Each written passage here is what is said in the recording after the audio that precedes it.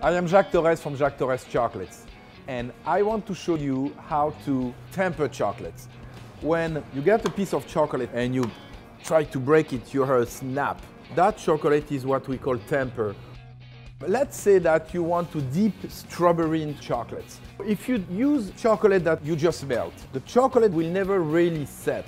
It will never be crunchy or shiny. So for dipping or for molding, we have to temper chocolates. So first, we need to melt the chocolates. You don't want the water to be too hot, otherwise the chocolate will burn.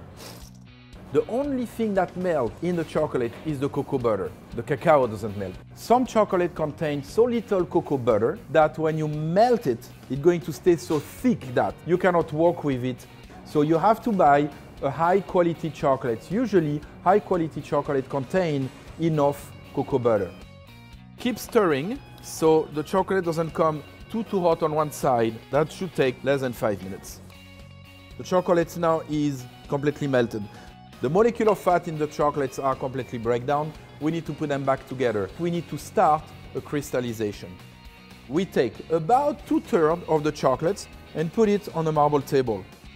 Using a spatula, I am moving the chocolates around to cool down the chocolate so the chocolate starts setting. You can see now some pieces forming. I'm going to take these cold chocolates and I'm going to put it back into the bowl. And it's a little bit under 90 degrees. Using my immersion blender, blend everything to break down all those pieces. The chocolate will start setting in less than a minute. You can see here, chocolate already set. Now you can put fresh fruits, strawberry, dry apricot work really well. You can take a chocolate mold and just put that in the fridge for a few minutes. I don't know why that one says spank me. The more chocolate you temper, longer you're going to have to work with it.